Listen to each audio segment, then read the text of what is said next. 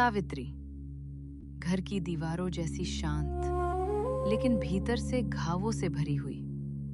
वो कम बोलती है, लेकिन जब बोलती है तो केवल सत्य बोलती है। रसोई में सावित्री नाश्ता बना रही है।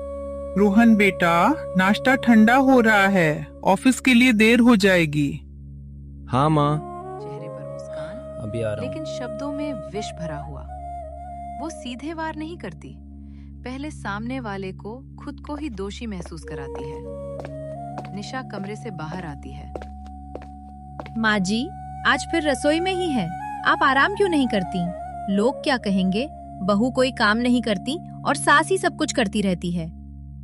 घर का काम है बेटी, ये किसी पर उपकार नहीं है। यहीं से शुरू होती है विष की पहली बूंद। कुछ रिश्ते कहकर नहीं, सहन करके जीवित रहते हैं, और कुछ निर्णय एक क्षण में ले लिए जाते हैं, लेकिन उनकी सजा पूरे जीवन भर भुगतनी पड़ती है। ये कहानी है सावित्री की, एक माँ जिसके संस्कारों ने बेटे को जन्म दिया, लेकिन बेटे के निर्णय ने उसी माँ को अपराधी बना दिया। और ये कहानी है रोहन की, जो बुरा बेटा बनना नहीं चाहता था, लेकिन एक कमजोर पति अवश्य बन गया। आइए देखते हैं इस घर के भीतर आखिर चल क्या रहा था।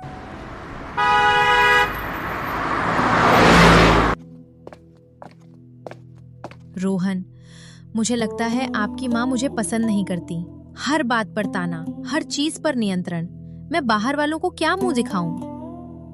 निशा, माँ ऐसी नहीं है, वो बस थोड़ी पुरानी सोच की हैं। रोहन सच जानता था, लेकिन सच के साथ खड़े होने की हिम्मत उसमें नहीं। रोहन, एक बात कहूं, जो माँ जीवन भर चुप रही होती है ना, वही माँ सबसे अधिक सह चुकी होती है। लेकिन अमन, घर का वातावरण बिगड़ रहा है। निशा रोज रोती है।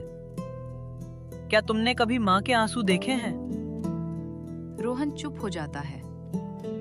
कुछ प्रश्नों के उत्तर चुप्पी में ही मिल जाते हैं, लेकिन हम उन्हें सुनना नहीं चाहते। निशा जोर से चिल्लाती है, बचाओ!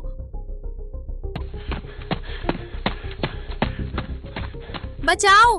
माँ जी ने मुझे धक्का दिया। पड़ोसी इकट्ठा हो जाते हैं। मैंने कुछ नहीं किया। जब सत्य बोलने वाला कमजोर हो और झूठ बोलने वाला चतुर, तो निर्णय पहले ही हो चुका होता। शिकायत दर्ज हुई है कि सास ने बहू पर हाथ उठाया है। हाँ, मेरी माँ गुस्से में अपना नियंत्रण खो बैठी। सावित्री रोहन को देखती है। बस इतना ही बेटा, 25 वर्ष की परवरिश का यही सत्य था। सावित्री को ले जाती है। माँ जेल चली गई, लेकिन घर की दीवारों से सुकून भी चला गया। रोहन ने पत्नी की बात मान ली, लेकिन क्या वो अपनी अंतरात्मा की आवाज सुन पाएगा? जेल की सलाखों या सत्य का तूफान आएगा? और निशा, क्या वो जीत गई या खेल अभी शेष है? अब आगे क्या होगा, अगले पार्ट 2 में देखते हैं। कहानी अच्छी लगी हो तो एक लाइक और सब्सक्राइब करो, ताकि आप आगे का पार्ट मिस न कर पाएं।